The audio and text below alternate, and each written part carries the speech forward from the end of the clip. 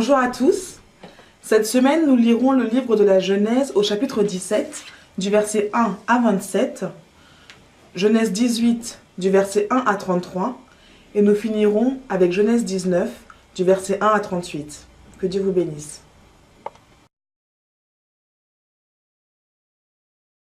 Bonjour.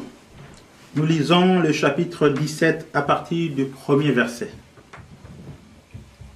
Lorsque Abraham fut âgé de 99 ans, l'Éternel lui dit : « Je suis le Dieu Tout-Puissant. Marche devant ma face et sois intègre.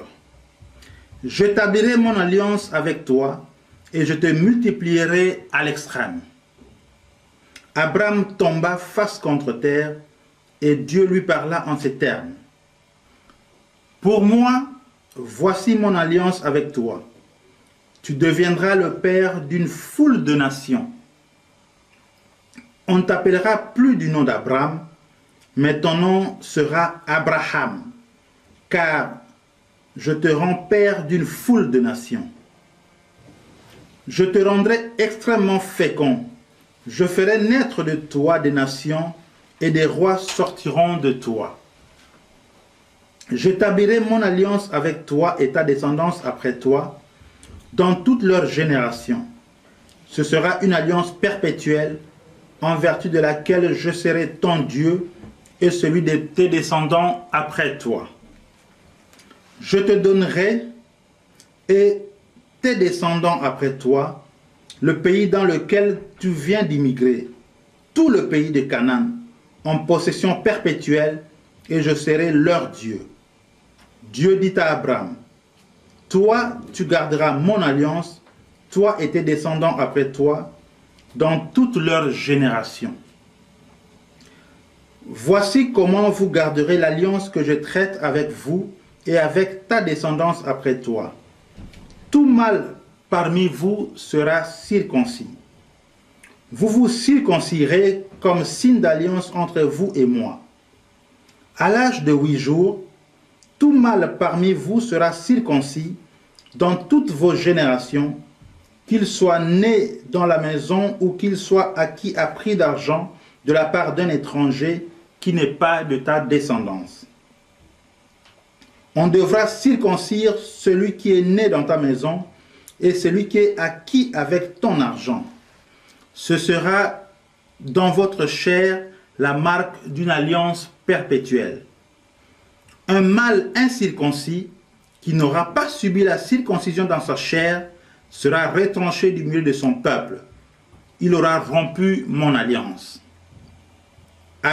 Dieu dit à Abraham : pour ce qui est de ta femme Saraï, tu ne l'appelleras plus Saraï, mais son nom sera Sarah. Je la bénirai et je te donnerai d'elle aussi un fils. Je la bénirai et elle donnera naissance à des nations. Les rois de plusieurs peuples sortiront d'elle. Abraham tomba face contre terre. Il rit et dit en son cœur : naîtrai-je un fils à un homme de 100 ans? Et Sarah, âgée de 90 ans, accoucherait-elle?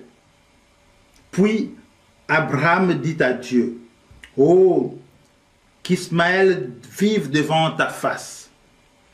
Mais Dieu dit : certainement, ta femme Sarah va te donner un fils, et tu l'appelleras Isaac. J'établirai mon alliance comme une alliance perpétuelle avec lui et sa descendance après lui. À l'égard d'Ismaël, je t'ai entendu, je le bénirai, je le rendrai fécond et je le multiplierai à l'extrême. Il engendrera 12 princes, et je ferai de lui une grande nation. Mais en ce qui concerne mon alliance, je l'établirai avec Isaac que Sarah te donnera à cette époque de l'année prochaine. Lorsqu'il eut achevé de lui parler, Dieu se leva au-dessus d'Abraham. Abraham prit son fils Ismaël, tous ceux qui étaient nés dans sa maison et tous ceux qu'il avait acquis au prix de son argent, tous les mâles parmi les gens de sa maison, il les circoncit le jour même, comme Dieu le lui avait dit. Abraham était âgé de 99 ans lorsqu'il fut circoncis.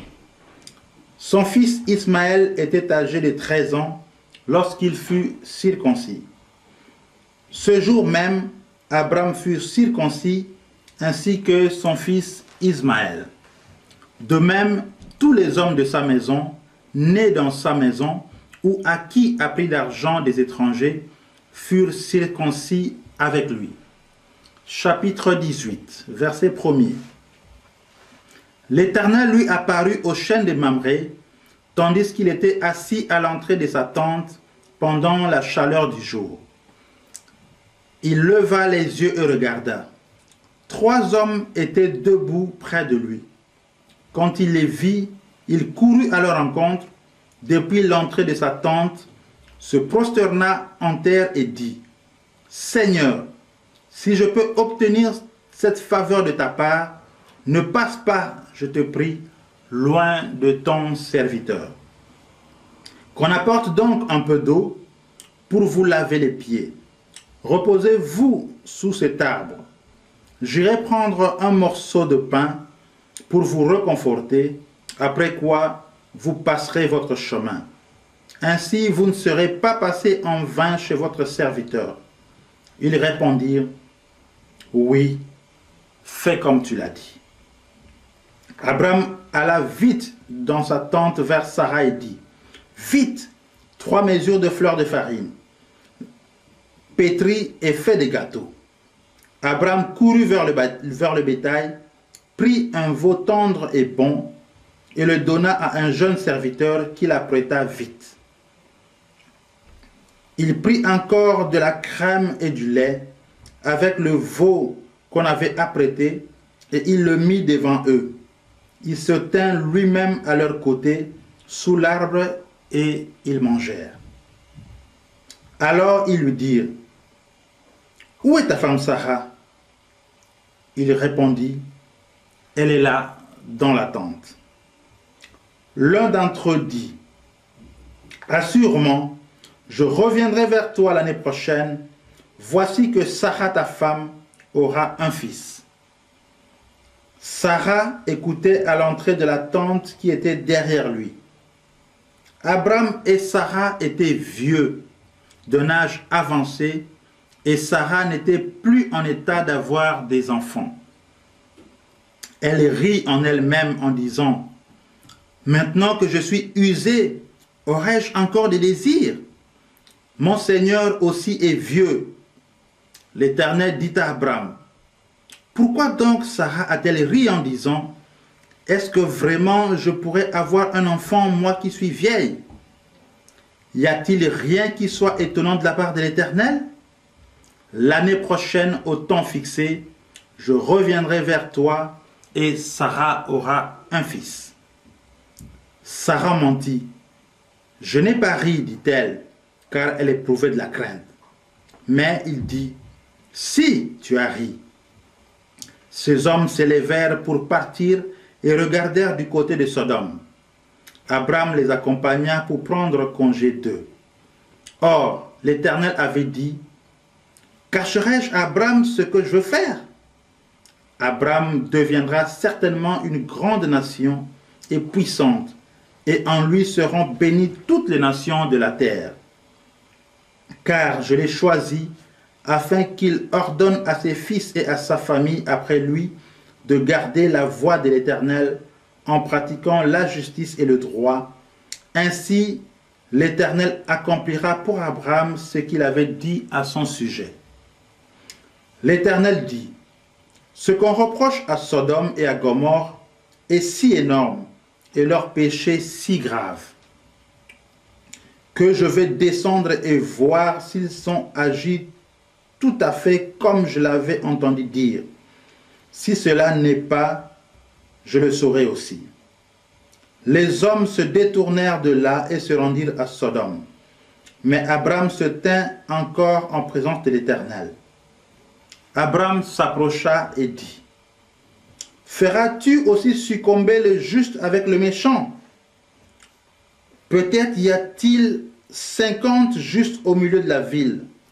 Le feras-tu succomber aussi? » Et ne pardonneras-tu pas cette localité à cause de 50 justes qui sont au milieu d'elle?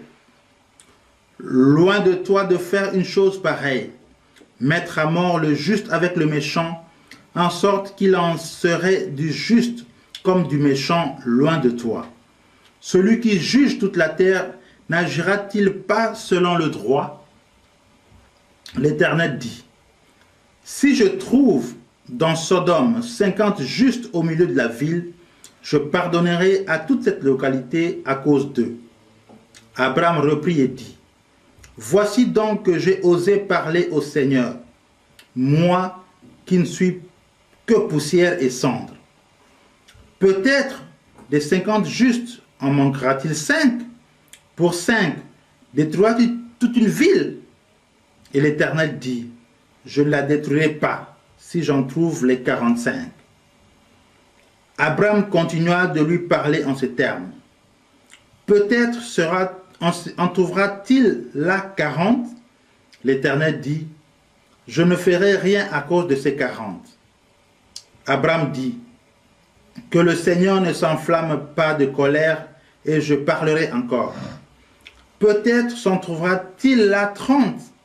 L'Éternel dit, je ne ferai rien si j'en trouve là 30. Abraham dit, voilà que j'ai osé parler au Seigneur. Peut-être s'en trouvera-t-il là 20.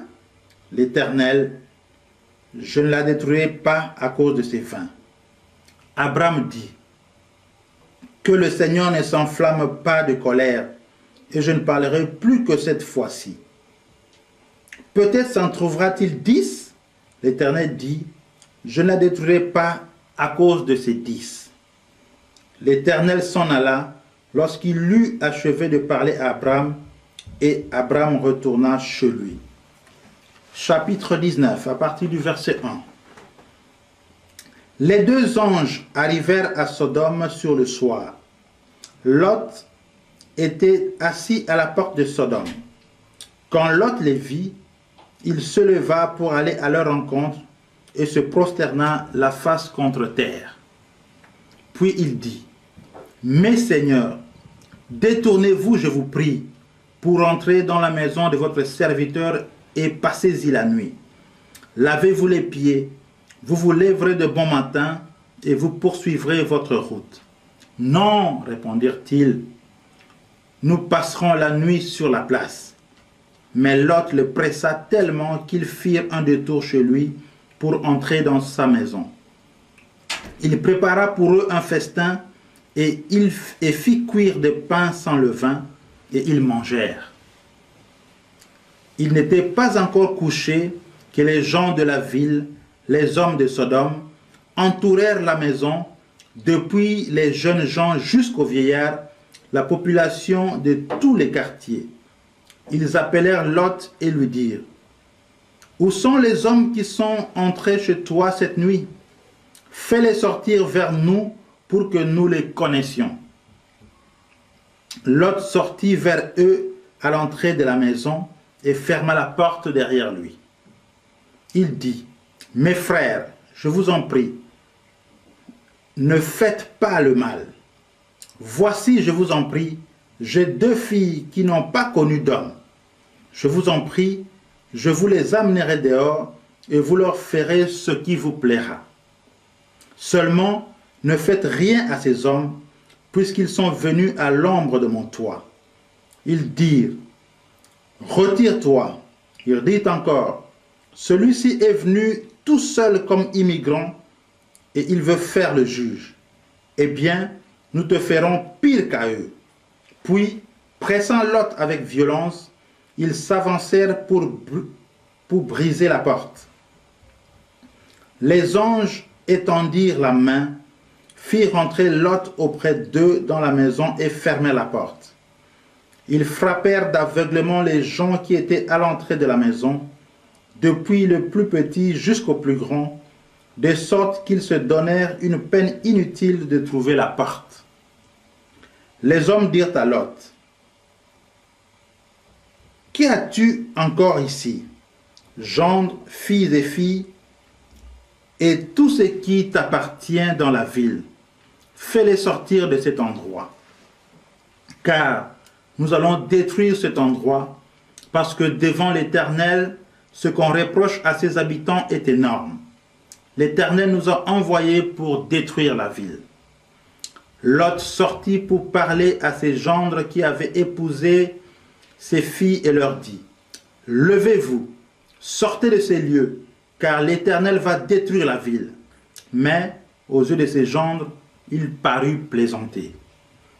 Quand l'aube se leva, les anges insistèrent auprès de Lot en disant, « Lève-toi, prends ta femme et tes 2 filles qui se trouvent ici, pour ne pas succomber avec la ville fautive. » Mais il s'attardait. Alors les hommes le saisirent par la main, lui, sa femme et ses 2 filles, car l'Éternel voulait l'épargner. Ils le firent sortir et les laissèrent en dehors de la ville. Après les avoir fait sortir dans les environs, l'un d'eux dit, « Échappe-toi pour ta vie, ne regarde pas derrière toi et ne t'attarde pas dans toute la plaine. Échappe-toi vers la montagne, de peur que tu ne succombes. » Lot leur dit, « Oh non, je t'en prie, Seigneur. Je t'en prie, ton serviteur a obtenu ta faveur et tu as montré la grandeur de ta bienveillance à mon égard, en me conservant la vie. Mais moi, je ne puis m'échapper vers la montagne. Sans que le malheur s'attache à moi, je mourrai. Je t'en prie, voici cette ville assez proche pour que je m'y réfugie, et elle est petite. Oh, que je puisse m'échapper jusque-là. N'est-elle pas petite? Et que reste-t-il en vie? » Alors il lui dit, « Voici, par considération pour toi en cette circonstance, je ne bouleverserai pas la ville dont tu parles. Viens, vite, échappe-toi jusque-là, car je ne puis rien faire jusqu'à ce que tu y sois arrivé. » C'est pour cela que l'on a donné à cette ville le nom de Tsoar. Le soleil se levait sur la terre lorsque Lot entra dans Tsoar. Alors l'Éternel fit pleuvoir du ciel sur Sodome et sur Gomorrhe du soufre et du feu venant de l'Éternel. Il bouleversa ces villes, toute la plaine, tous les habitants de ces villes et les plantes du sol. La femme de Lot regarda en arrière et devint une statue de sel. Abraham se leva de bon matin pour aller à l'endroit où il s'était tenu en présence de l'Éternel. Il porta ce regard du côté de Sodome et de Gomorrhe et sur tout le pays de la plaine, et il vit s'élever de la terre une fumée comme la fumée d'une fournaise. Lorsque Dieu détruisit les villes de la plaine, Dieu se souvint d'Abraham et retira Lot du cataclysme lorsqu'il bouleversa les villes où Lot avait habité. Verset 30. Lot monta de Tsoar pour habiter avec ses 2 filles dans la montagne, car il craignait de rester à Tsoar. Il habita dans une caverne. Alors l'aîné dit à la cadette, « Notre père est vieux, et il n'y a point d'homme dans le pays pour venir vers nous, selon l'usage naturel. Viens, faisons boire du vin à notre père et couchons avec lui, afin de donner une descendance à notre père. » Elles firent donc boire du vin à leur père cette nuit-là, et l'aîné alla coucher avec son père. Il n'avait pas connaissance ni quand elle se coucha, ni quand elle se leva. Le lendemain, l'aîné dit à la cadette, « J'ai couché la nuit dernière avec mon père.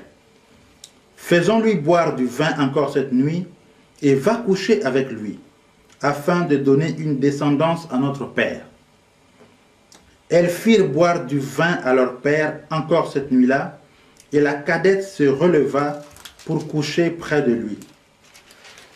Il n'avait pas connaissance ni quand elle se coucha, ni quand elle se leva. Les 2 filles de Lot devinrent enceintes de leur père. L'aînée enfanta un fils qu'elle appela Moab. C'est le père de Moabite, qui existe encore aujourd'hui. La cadette enfanta aussi un fils qu'elle appela du nom de Ben-Ami. C'est le père des Ammonites, qui existe encore jusqu'aujourd'hui. Que Dieu vous bénisse et à la semaine prochaine.